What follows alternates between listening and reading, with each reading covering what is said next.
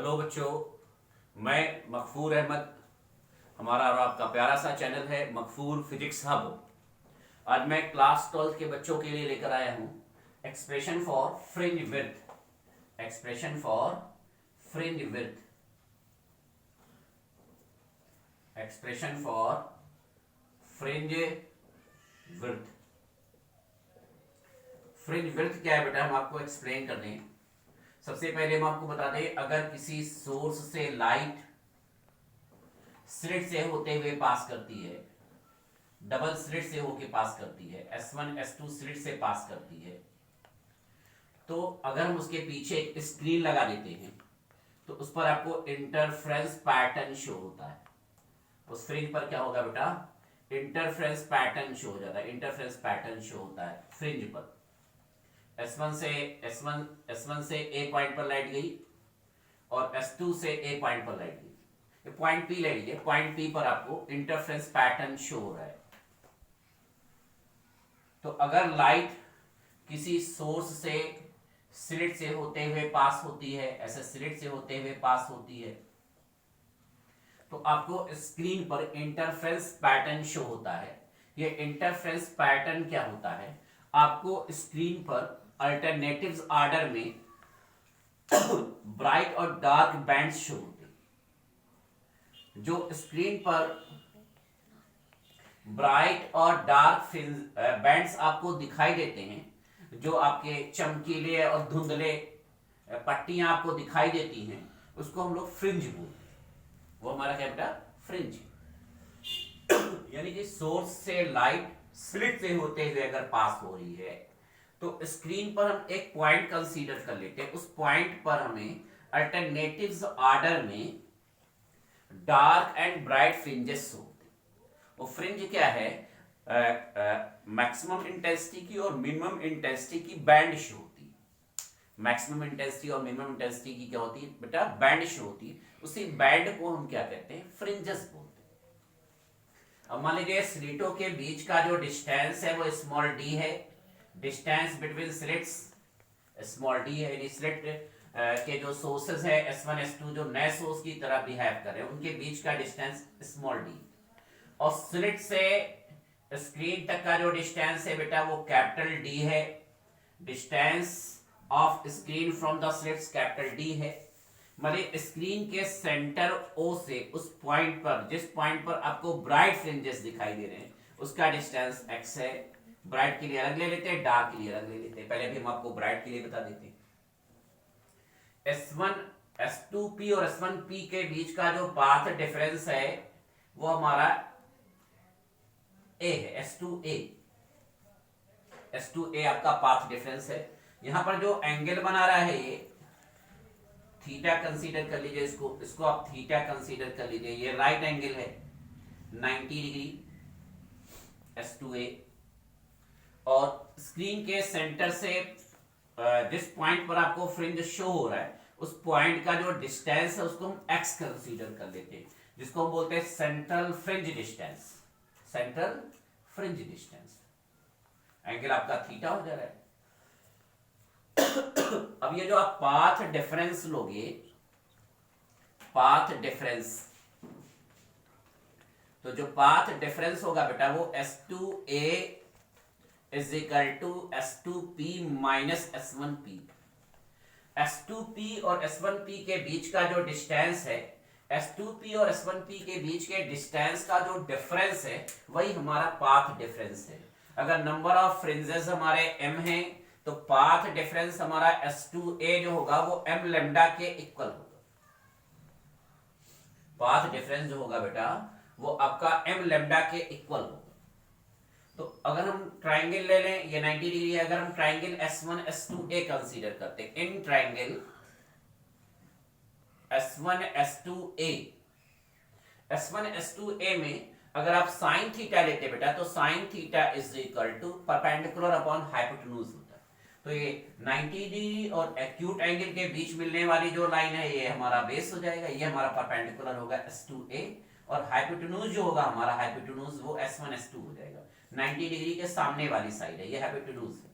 यानी कि आपका हो जाएगा S2A अपॉन S1 S2। यानी कि आपका हो जाएगा बेटा पाथ डिफरेंस S2 है, m लैम्डा है, m number of bright fringes है, m क्या बेटा नंबर ऑफ ब्राइट फ्रिंजेस है, और S1 S2 जो है वो डिस्टेंस बिटवीन टू स्लिट्स है स्मॉल d, तो sine theta is equal to m lambda upon small d। अच्छा मान लीजिए ये सेंटर जो है स्लिट के बीच का डिस्टेंस, इसको आप सेंटर C कंसीडर कर लीजिए, ये सेंटर C। अब आप ट्राइंगल ले लीजिए, इन ट्राइंगल CPO, ये लाइन यहां से मिला लीजिए ऐसे, इन ट्राइंगल CPO, ये पॉइंट जो है बेटा ये आपका क्या है C, ये पॉइंट आपका क्या है C। तो in triangle CPO, in triangle CPO, इसमें हम tan थीटा ले लेते हैं, हमारे पास परपेंडिकुलर है, हमारे पास हाइपोटेन्यूज है, लेकिन हमारे पास परपेंडिकुलर है सॉरी, और हमारे पास बेस है, हमारे पास हाइपोटेन्यूज नहीं है, हमारे पास बेटा हाइपोटेन्यूज नहीं है। तो हम tan theta is equal to OP upon OC ले लेंगे। OP हमारा x है, सेंट्रल फ्रिंज डिस्टेंस, और OC जो है हमारा वो कैपिटल D। बेटा ये जो एंगल होता है सेंट्रल फ्रिंज की जो एंगल है ये बहुत छोटी होती है, तो एंगल छोटी होने की वजह से साइन थीटा को हम tan थीटा के इक्वल कंसीडर कर लेते हैं। साइन थीटा के साइन को अवॉइड कर देंगे, tan थीटा के tan को अवॉइड कर देंगे, तो साइन थीटा हमारा अप्रोक्सीमेटली tan थीटा के इक्वल हो जाएगा। साइन थीटा क्या होगा बेटा मेरा साइन थीटा जो होगा वो अप्रोक्सीमेटली tan थीटा के इक्वल हो जाएगा। एक बार ट्राइंगल हम S1 S2A लेते हैं और एक बार ट्राइंगल हम CPO लेते हैं। ट्राइंगल S1 S2A में हम साइन थीटा लेंगे परपेंडिकुलर अपन हाइपोटेन्यूज, और ट्राइंगल CPO में जो हम लेंगे वो tan थीटा लेंगे परपेंडिकुलर अपॉन बेस। तो साइन थीटा हमारा अप्रोक्सीमेटली tan थीटा के इक्वल होगा, तो साइन थीटा हमारा आ रहा है m lambda upon small d is equal to x upon capital D, यानी कि सेंट्रल फ्रिंज का जो डिस्टेंस होगा वो small x is equal to md lambda upon small d के इक्वल होगा, यानी कि जो सेंट्रल फ्रिंज का डिस्टेंस होगा वो small x is equal to md lambda upon small d के क्या होगा इक्वल होगा। x जो है हमारा वो सेंट्रल फ्रिंज का डिस्टेंस, x क्या है बेटा सेंट्रल फ्रिंज का distance, distance of central fringe. तो जब किसी सोर्स से लाइट स्लिट से होते हुए पास करता है तो स्क्रीन पर जो हमें पैटर्न दिखाई देता है उसी को हम इंटरफ्रेंस पैटर्न कहते हैं। इंटरफ्रेंस पैटर्न में अल्टरनेटिव्स ऑर्डर में ब्राइट और डार्क बैंड्स दिखाई देते हैं जिनको हम फ्रिंजेस बोलते हैं। ब्राइट बैंड यानी ब्राइट फ्रिंजेस के पॉइंट का सेंटर O से जो डिस्टेंस है, स्क्रीन के सेंटर O से जो डिस्टेंस है वो x कंसीडर कर रखा है, स्क्रीन का जो स्लिट से डिस्टेंस है वो कैपिटल D कंसीडर कर रखा है, डिस्टेंस बिटवीन स्लिट्स जो है वो स्मॉल d कंसीडर कर रखा है। तो ये फार्मूला आ गया डिस्टेंस ऑफ सेंट्रल विड्थ।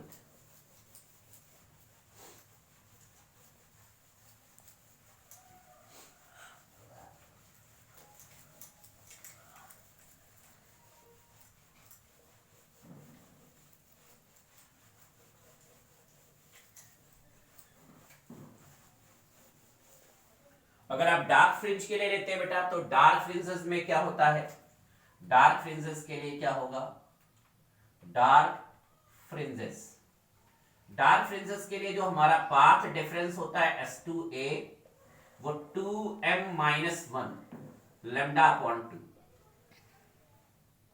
यानी कि जो फ्रिंजेस है उसका 2 टाइम्स करके 1 लेस कर देंगे और वेवलेंथ हमारा लैम्डा बाई 2 होता है, अल्टरनेट ऑर्डर में शो होता है। देन हमारा हो जाएगा S2A is equal to 2m upon 2 minus 1 upon 2 into lambda, ये 2 आपका कैंसिल हो जाएगा। देन पाथ डिफरेंस हमारा हो जाएगा m-12 इंटू लैम्डा। अब आपको हमने बताया कि S2A upon S1 S2 sine theta आपका जो है वो x अपॉन d के इक्वल है।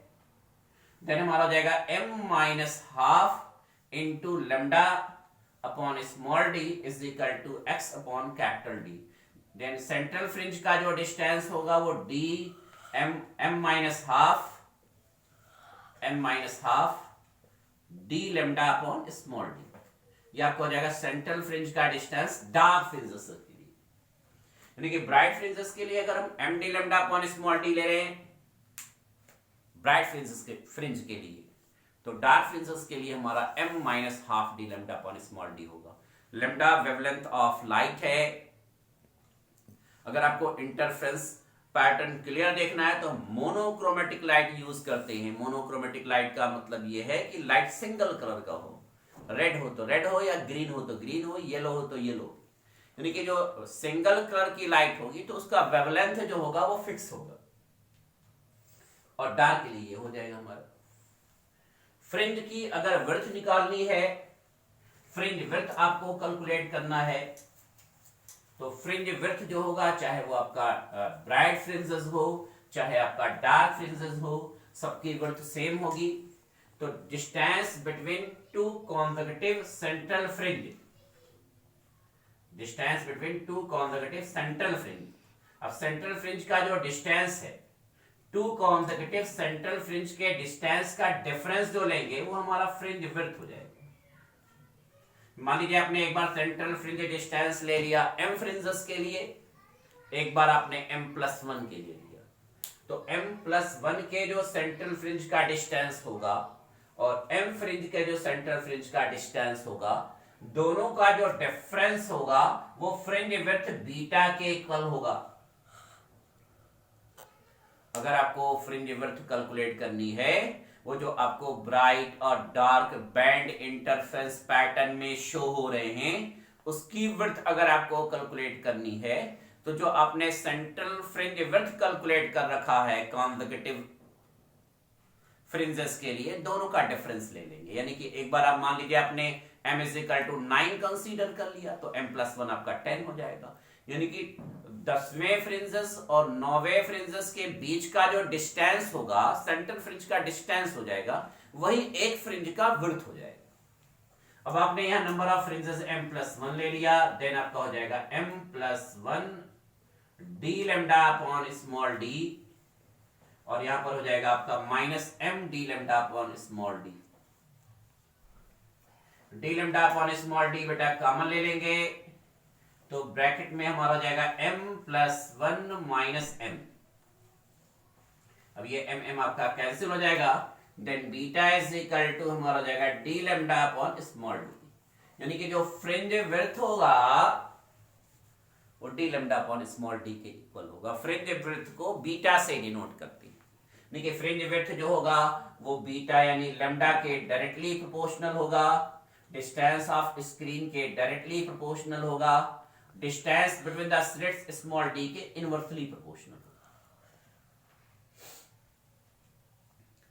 यानी कि अगर आपको फ्रिंज विड्थ पता है, fringe width beta, distance of screen capital D और distance between two slits small d से आप वेवलेंथ लेमडा कैलकुलेट कर सकते हो। यानी कि अगर आपको वेवलेंथ लेमडा चाहिए मोनोक्रोमेटिक लाइट का, तो lambda is equal to beta small d upon capital D से कैलकुलेट किया जा सकता है। यानी कि जो भी मोनोक्रोमेटिक लाइट है, अगर उसका वेवलेंथ आपको मेजर करना है, तो आप lambda is equal to beta small d divided capital D से कैलकुलेट कर सकते हैं। ये वेवलेंथ ऑफ लाइट आपका मेजर हो जाएगा। वेवलेंथ ऑफ लाइट आपका क्या हो जाएगा, small lambda is equal to beta small d upon capital D।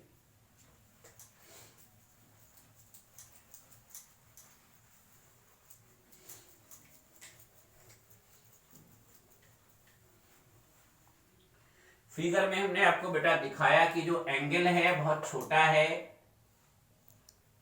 Figure मैंने आपको दिखा दिया था कि जो एंगल है वो बहुत छोटा है।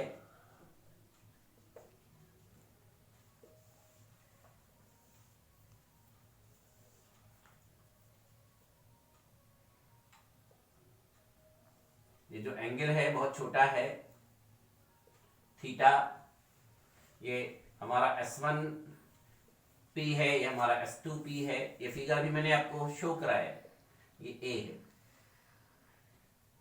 तो ये एंगल आपका यहां भी बन रहा था थीटा, तो अगर आपको एंगल लेना है, एंगल को बहुत छोटा ले लें तो tan theta is equal to, हमने आपको x अपॉन डी बता दिया। तो tan को अगर tan थीटा हमारा अप्रोक्सीमेटली थीटा के इक्वल होगा तो theta is equal to x upon D हो जाएगा। अगर m फ्रिंजेस के लिए लेंगे तो हमारा mx अपॉन डी होगा, और अगर m+1 फ्रिंजेस के लिए लेंगे तो हमारा, यानी कि एंगुलर फ्रिंज विड्थ निकालनी होगी तो एक बार m+1 फ्रिंज के लिए निकाल लेंगे डिस्टेंस, एंगल कैलकुलेट कर लेंगे, और एक बार m फ्रिंजेस के लिए एंगल कैलकुलेट कर लेंगे। फिर दोनों का जो डिफरेंस ले लेंगे, यानी कि थीटा x अपॉन डी, तो आपको हो जाएगा theta is equal to x upon D m+1 minus m, यानी कि जो आपका एंगुलर फ्रिंज विड्थ होगा theta is equal to x upon D के इक्वल हो जाएगा। x अपॉन डी के क्या होगा बेटा, इक्वल हो जाएगा। ये angular fringe width two consecutive angle के बीच का डिफरेंस है। टू कॉन्सेक्यूटिव एंगल के बीच का क्या है बेटा, डिफरेंस है। एक बार m+1 का एंगुलर डिस्टेंस लेंगे, एक बार m फ्रिंजेस के लिए एंगुलर डिस्टेंस लेंगे, दोनों का जो डिफरेंस होगा वो हमारा एंगल हो जाएगा। तो बेटा इस टॉपिक को प्रिपेयर कर लेंगे। अगर चैनल आपने हमारा नहीं सब्सक्राइब किया है मकफूर फिजिक्स हब, तो एक बार उसको सब्सक्राइब कर लें, बेल आइकॉन प्रेस कर दें, ताकि जो भी न्यू वीडियोस अपलोड किए जाएं उसका नोटिफिकेशन आपको मिलता रहे। Thank you.